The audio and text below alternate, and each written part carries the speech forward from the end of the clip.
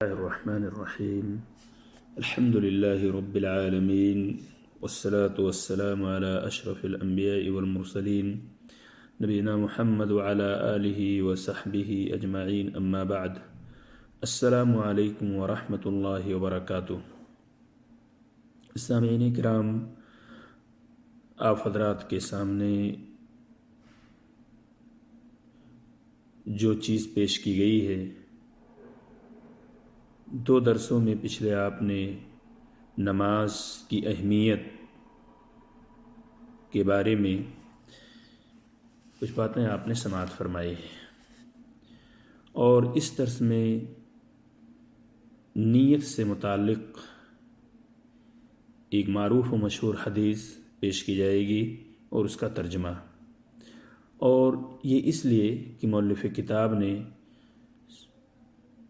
کتاب کی ابتدا اسی سے کی ہے، اور نماز جیسی عبادت میں یا کسی بھی عبادت میں نیت ہی کا سب سے بڑا رول ہے۔ نیت اگر خراب ہو، نیت کے اندر اگر اخلاص نہ ہو، تو عبادت کسی بھی طریقے سے انجام دی جائے، کتنی بھی اچھے ڈھنگ سے انجام دی جائے، خشوع اور خضوع زیادہ سے زیادہ پایا جائے، لیکن اگر نیت کے اندر فطور ہے تو کوئی بھی عبادت قابل قبول نہیں ہوگی۔ اور نماز جیسی اہم ترین عبادت جس کی اہمیت کا اندازہ آپ نے پچھلے دو درسوں میں لگا لیا ہوگا۔ سامعین کرام، مؤلف کتاب نے بڑی بہترین انداز میں اس کے اندر نماز سے متعلق باتوں کا تذکرہ کیا ہے، اور ان کا اصول یہ ہے کہ مسئلہ نمبر 1، مسئلہ نمبر 2، مسئلہ نمبر 3، اس طرح کر کے مسائل کو نمبر وار کر کے ذکر کیا ہے، جس سے ہمیں آپ تک پہنچانے اور آپ کو اس سے سمجھنے میں بھی آسانی ہوگی۔ تو مسئلہ نمبر 1 کے اندر مؤلف کتاب نے نیت کے مسائل کے بارے میں تذکرہ کیا ہے۔ نیت کی اہمیت کو سامنے رکھتے ہوئے کتاب کی ابتدا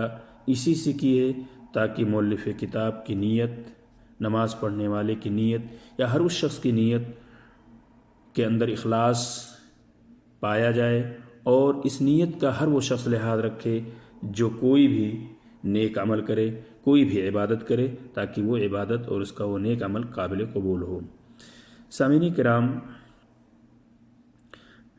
النیہ، مسئلہ نمبر 1 کے اندر مؤلف کتاب نے ذکر کیا ہے النیہ، یعنی نیت کے مسائل۔ اعمال کے اجر و ثواب کا دار و مدار نیتوں پر ہوتا ہے، اور اسی متعلق حضرت عمر بن الخطاب رضی اللہ تعالیٰ عنہ کی وہ مشہور حدیث سماعت فرماتے ہیں، عن عمر بن الخطاب رضی اللہ عنہ قال سمعت رسول اللہ صلی اللہ علیہ وسلم یقول انما الاعمال بالنیات وانما لكل امرئ ما نوى فمن كانت هجرته الى الله ورسوله فهجرته الى الله ورسوله ومن كانت هجرته الى دنيا يصيبها او امرأة ينكحها فهجرته الى ما هاجر اليه،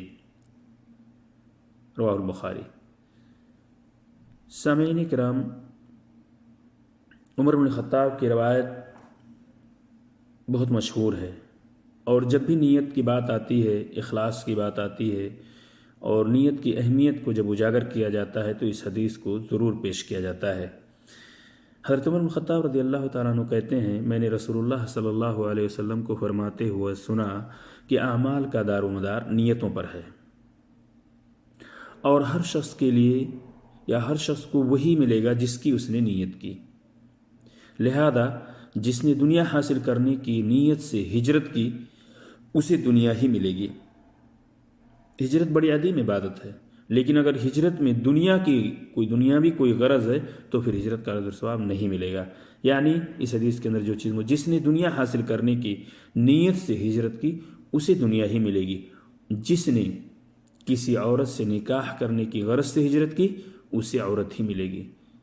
لہذا مہاجر کی ہجرت کا صلہ وہی ہے جس کے لیے اس نے ہجرت کی۔ یہ روایت بخاری کے اندر موجود ہے۔ اللہ تعالیٰ سے دعا ہے کہ اللہ تعالیٰ ہماری اور آپ کی نیتوں کے اندر اخلاص پیدا کرے۔ ہم اور آپ جب کوئی عبادت کریں تو اپنے رب کی رضامندی اور اس کی رضا جوئی کے لیے کریں۔ اللہ تبارک تعالی ہمیں نیتوں کے اندر اخلاص ہماری نیتوں کے اندر اخلاص پیدا کرے اور ہمیں اس کی توفیق دے کہ ہم اس کا لحاظ رکھیں، ریاکاری دکھاوے سے دور رہیں۔ السلام علیکم ورحمۃ اللہ وبرکاتہ۔